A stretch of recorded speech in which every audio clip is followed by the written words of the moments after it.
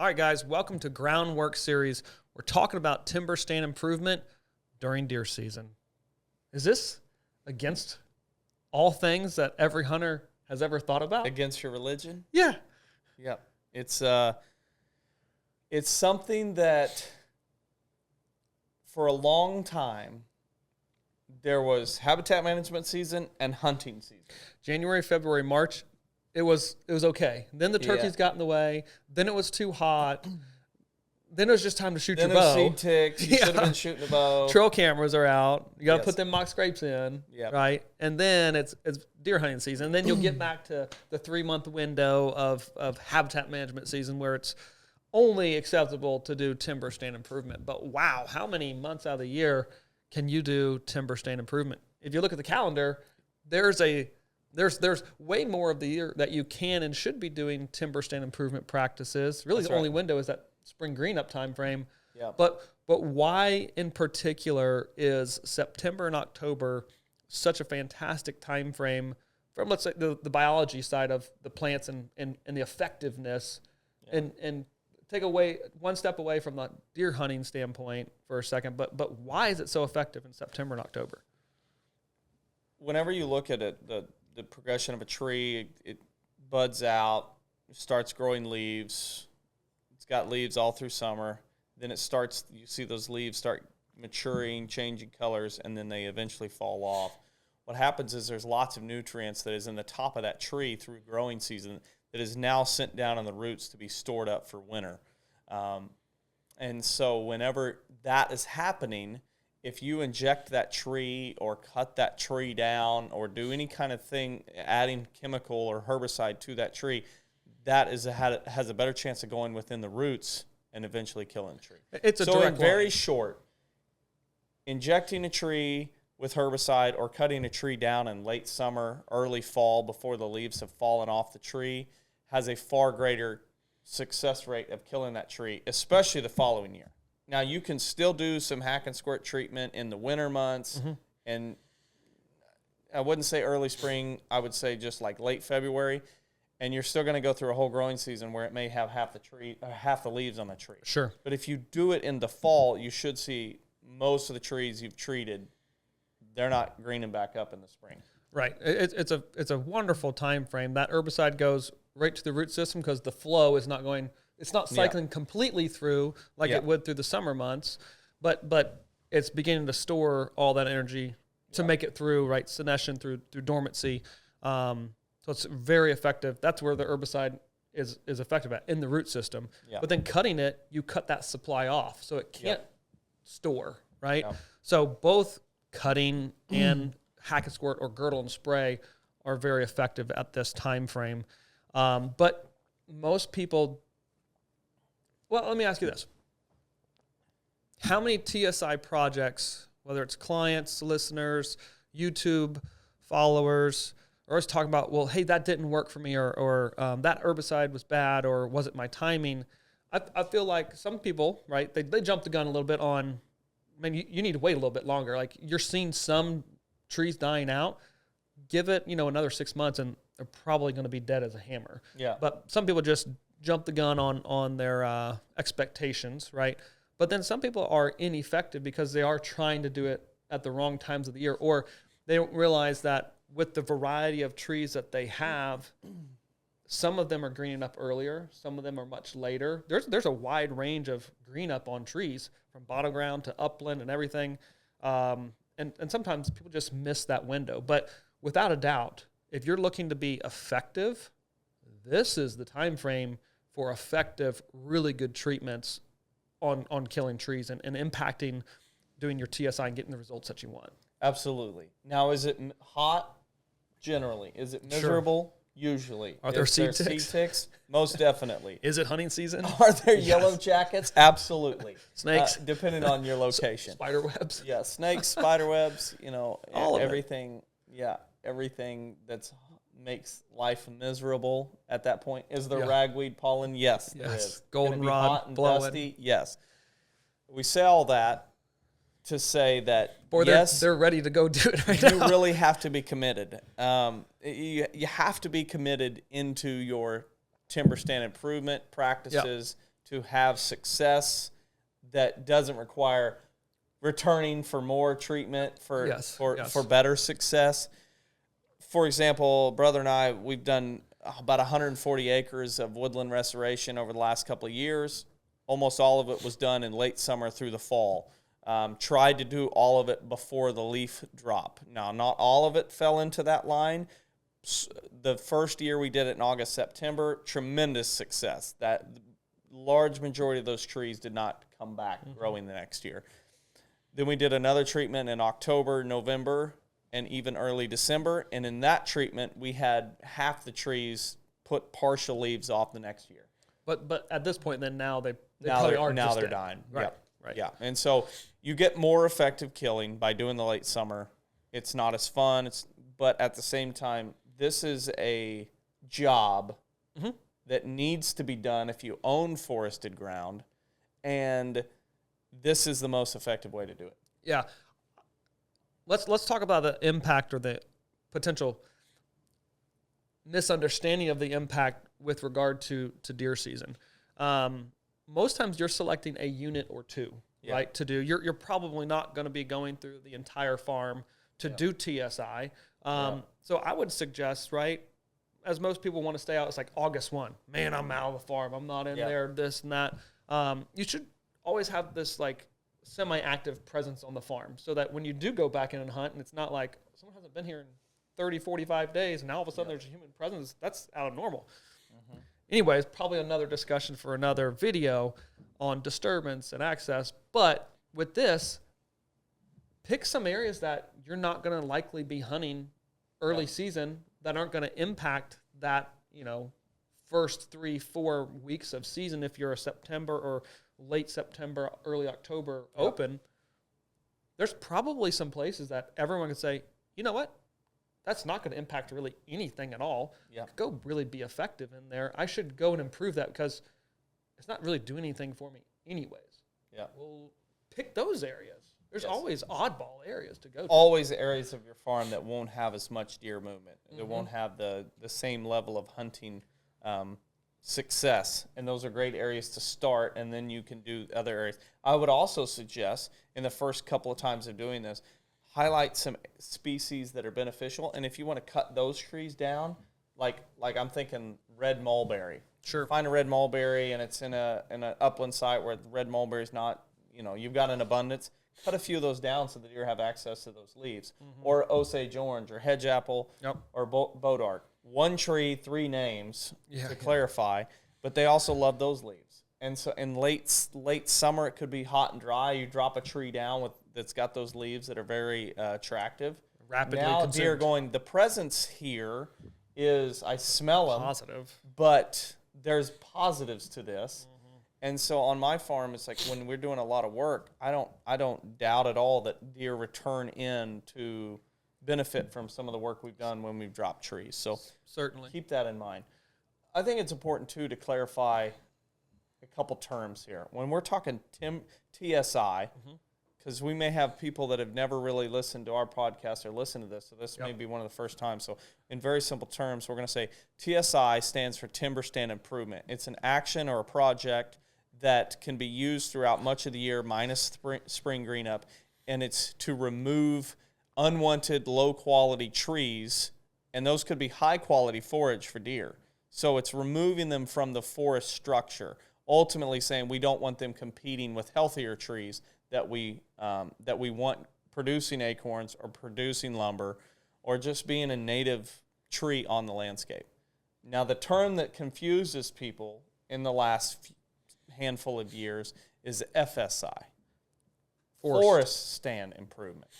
And the term is typically used for people to try to indicate that this is a forested landscape that is not being managed for timber. We're not planning on a logging operation rolling back in. Me personally, and I know for you, we feel like it's confusing. We're starting to split hairs when it comes to timber or forest. Yes, because we're doing the same techniques. In layman's terms, they're the same. Like timber and forest, they use them the same way. So we just use Timber Stand Improvement. We don't use FSI or Forest Stand Improvement in our language because it's confusing for And the people. same things get accomplished. Yeah. Right? right? Different, like maybe a mindset going into it, but we don't need to confuse that. It's about the objective and the execution. So let's keep the learning curve and the barrier of entry low. TSI is what we're talking about. We're improving the quality of overstory, and likely then as a result of that, sunlight's hitting the floor, and we're getting more groceries, understory development, cover, forage for wildlife. That's the overall objective of this. Because let's go out on a sample here and say a landowner's using the term FSI, forest stand improvement, and he's done that. And 10 years later, he turns around and there's some possible timber income there. Very few landowners that I've met are like, well, I'm just going to let it grow and fall over. Like they're looking at ways to log and make a little income. So I haven't met many that would say, I'm not ever going to log. Yep. Generally, there's a component where they are going to log. So timber stand improvement is the term that we're referring to the most, and we're ultimately creating a healthy forest and a healthy habitats. Now with that, we can go into talk about the different ways in which we terminate trees. Yes. As a brief review for those two who don't know, again, all right, we're talking about TSI, but that's hinge cutting, right? No. We're talking about direct felling. We're talking about hack and squirt, and we're talking about girdle and spray. So direct felling is exactly what it sounds like. You're going to the base of that tree, and you're safely putting that tree down on the ground with the chainsaw. It is going from vertical upright to laying flat, completely severed. The trunk is detached from the stump. That is direct felling. Yeah. And the simplest, most basic term. And some of those trees that you cut down and you don't treat them with herbicide, some will grow back. But others won't if you cut them in late summer. Correct. And so there are in specific species and size varieties is what you're kind of looking for. But ultimately, let's just take a flowering dogwood, for example. Mm-hmm. One of our favorites for browse. It's very common in the Ozark Mountains. Well, it's our favorite because deer's highly preferred for deer. Correct. Yes. Highly, highly preferred for deer, if not one of the top three. If we walk into a timber unit and we cut down a 6-inch, it's a big flowering dogwood. We cut it down in September.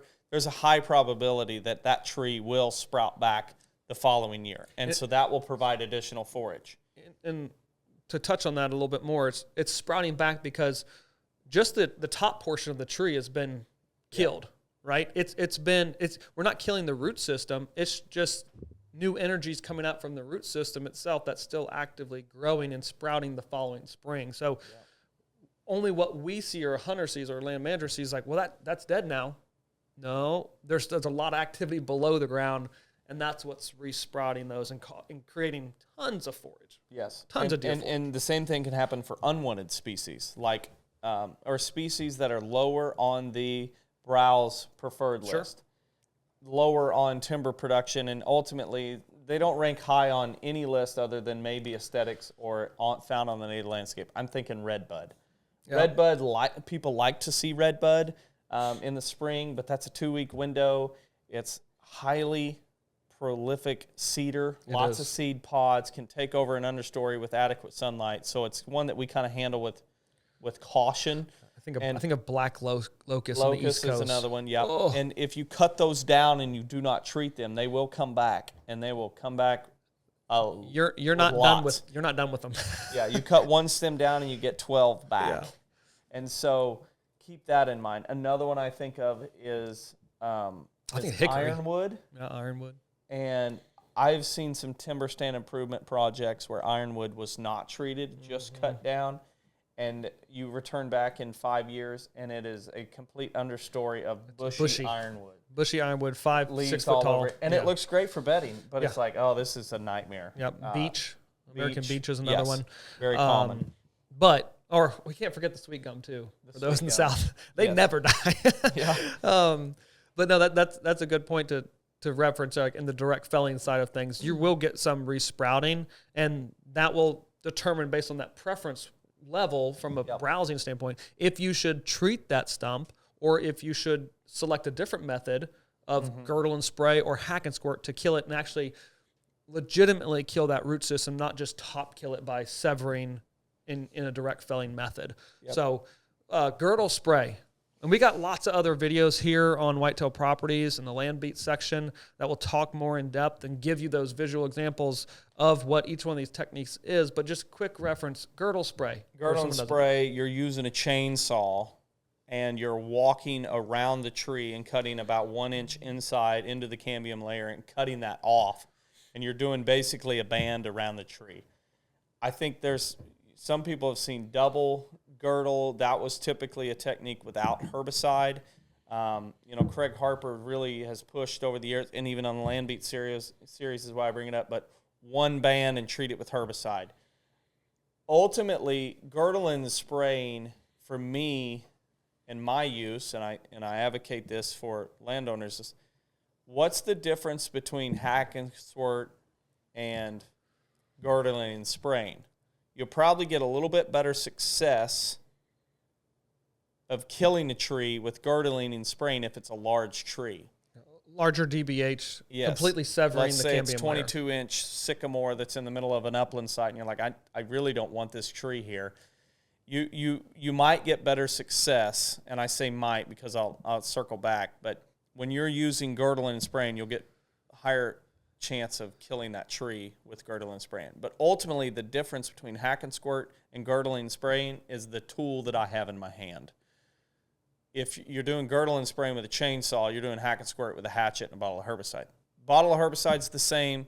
It's just a hatchet versus a chainsaw. And I'm going to circle back and say that same sycamore that I referenced, I could still kill that tree with hack and squirt, just not in the normal type 1 hack per 3-inch diameter. If I'm carrying my hatchet doing hack and squirt, I will just band the tree with the herbicide, with the hatchet, and then inject herbicide in it and have the same success with that species. You're saying it's harder, not leaving gaps. Not leaving a lot of gaps.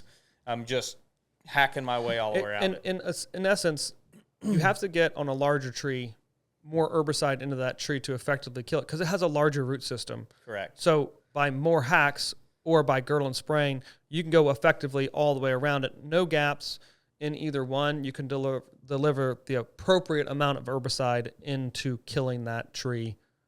And that's why you can use either technique to be effective, but it's largely based on herbicide into the tree, which then it takes it to a root system where it can be effective in terminating it.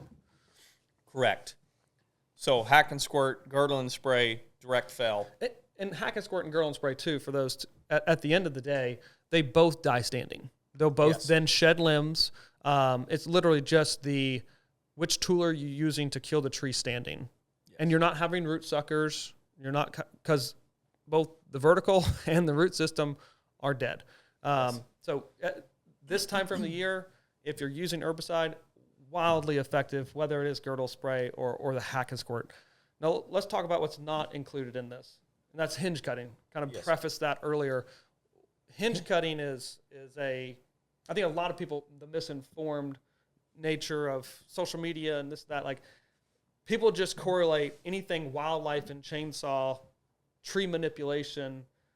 The go-to method is hinge cutting. And it's like, no, whoa. We have a lot to unpack there, but in essence, that technique is not included in the hack and squirt, girdle spray, direct fell. Those are TSI practices. And when would a hinge cut be applied in a wildlife management or managing timbered acres, not doing timber stand improvement? Yeah, well, you can ask the same question. When does hinge cutting get used in a forest operation? Like, go to somebody who's wearing just a forest, he's not using it. The only time you should be using hinge cut is if you're using it to manipulate a forest for the benefit of wildlife. And it's because it's not something that is really benefiting the tree, you're benefiting wildlife. So we use hinge cutting for creating bedding thickets or creating bedding, and as well as edge feathering. Mm-hmm. Those are the only two times that we're going to use hinge cutting, is to try to create additional browse for deer, additional bedding opportunities with cover, and then the same for edge feathering. We're trying to create cover, but in a direction that prohibits deer from moving through the area. And we'll have a whole nother video on edge feathering, but those are the 2 times. So, as well as creating bedding thickets, because yes, that's not the only tool we use when we create a bedding thicket. It's not all hinge cutting, it's the others as well. But just don't, in this video, essentially, main takeaway with the hinge cut side of things is it's not a tool used in TSI. So in September, October, we're not hinge cutting in a timber stand improvement project. Yep. If you were going in and you just got a farm, though, and you were trying to improve and create some bedding structure, which is a different practice from TSI, it may be appropriate then to use a hinge cut. But hopefully you can see there's 2 separate deals here. There's TSI, and then there's bedding thickets, edge feathering, hinge cuttings side of things, and then timber stand improvement, direct felling, hack and squirt, girdle and spray on the TSI side. Yes. That's the main difference. That Sing we it do from the want to- mountaintops. We Hinge do want cutting to- is not timber stand improvement practice. Yeah. I think that'll be a social media reel, I think, right there. Yeah, that'll be well. It'll be come after us. Is what, because it's something. Yes, the guys in Michigan. I said it. I said it again. I said what I said. Hinge cutting is not a form of timber stand improvement. It is a wildlife specific practice. Now going to hack and squirt, because we didn't really clarify that one like girdle and spraying, but it's the act of using a hatchet or machete to cut into the cambium layer through the bark and inject that hack or that cut with herbicide and kill the tree standing. Personally, it's my favorite form of mid-story reduction of TSI. Ultimately, many TSI projects are looking at removal of the mid-story and the understory. Overstory can still and should be addressed through timber stand improvement, but so many times when the overstory is thick, the conversation leads into should we or should we not log. You can still kill overstory trees through hack and squirt, but if your main target of removal is in the mid-story, these middle-aged trees, anywhere from 16 to 8 inches in diameter, and there's some variance to that. Hack and squirt there is no faster way to do timber stand improvement on a vast amount of acres. We did a large majority on my family farm by using hack and squirt. And many of these trees are now standing dead. They'll break down over the coming years. We had several break down within 2 years of treatment through windstorms and depending on the species. So hack and squirt is a very fast way to move through your forest and remove unwanted trees. Now, the last thing that we need to cover within this topic is the one that everybody has questions on, and that is, what herbicide do I use? And for many years, a lot of the most popular has been the Harper blend, which uses Garlon water and a Masphere or Arsenal AC into it. Upon using that and having contractors utilize it, and hearing from a lot of folks as well, and based on those concentrations of herbicides, a lot of people are having difficulty with it gelling, not storing properly, not handling cold temperatures well. And what's more frustrating than going to the farm and having a certain amount of herbicide and then mixing it and then it not being effective and can't be utilized? We want to avoid that situation from continuing to occur. And in the process of doing that and looking at other options out there for good herbicide cocktail that has the same very wide spectrum of trees that it can kill effectively, determined essentially through assistance of some other really skilled folks that a combination of 50% water, 48% glyphosate, and 2% milestone is the proper cocktail to be using to effectively terminate trees and utilize in TSI. And they're all water-based herbicides, so they don't have this gelling issue, and they're very compatible with one another. So we've kind of gotten away from the issues there, but it's also cheaper. It's cheaper. It's cheaper. More effective and less headache. The Harper cocktail had great, when done exactly, correctly, in clean portions, you should be fine. But there are we would go to trade shows. We would have clients call us. We'd have people email in. It was getting to be too noisy to continue promoting that mix, because with each recommendation, there's slight variances and things that are not quite exact. And with that mix, it was like, no, it has to be almost perfect, or you're going to have gelling issues. Yep. And let's be honest, when we're mixing things in the back of UTV in the middle of the field with measuring cups and this and that, no one is absolutely perfect and dialed and has, maybe there's a little bit of residual from the last time you used the herbicide. Well, that's going to throw off and potentially cause some issues in that gelling situation. So this has been a great alternative. And when a guy's like, I'm going to mix up a 2.5 gallon of it, and that was expensive. And now I have a 2.5 gallons of death. Yes. That I have to figure out what to do with. Yeah, and then I can't apply. Yes. That's frustrating and becomes an issue. So that is going to be the go-to herbicide that we would recommend, and that many of the contractors that we work with are utilizing at scale and with great effectiveness. Yeah. And so they're great test folks for it, because they're doing this day in and day out across the country, such a wide variety of species in different temperature ranges, seasonality.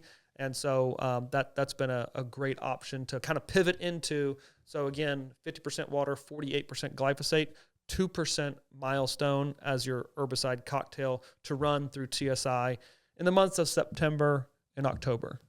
Anything else you want to add? No, ultimately that new chemical cocktail combined with the tools that we laid out, hack and squirt, guard-on-the spray, direct felling, you combine those things, you can do a lot of habitat restoration very cheaply, unless you're, if you're hiring a crew. But if you have the ability to do it yourself, you could buy a $35 hatchet, a $25 sprayer, the herbicide, and you can go and do acres and acres and acres of TSI in this one span of time, September, October, November.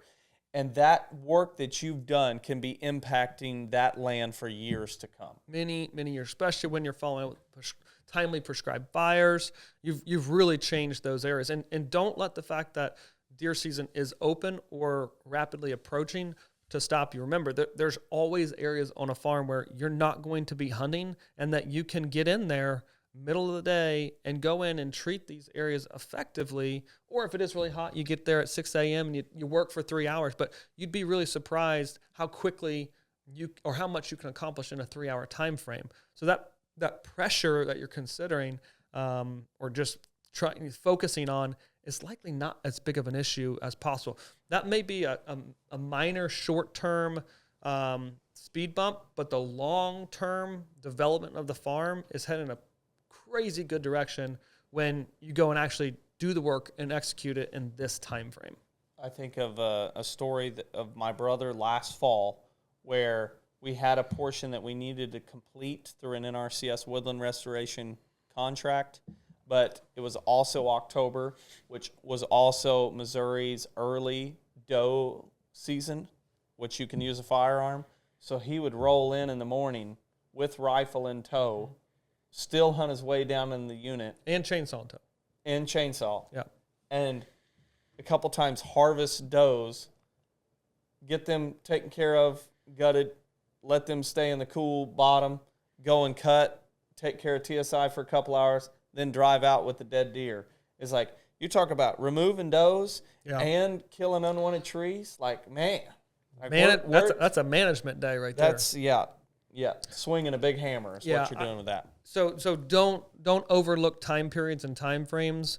Is really my big takeaway. We all know that, if you're following along with the podcast or consuming this content on a regular basis on Whitetail Properties page, the importance of TSI. We've made countless videos of why you should be doing this.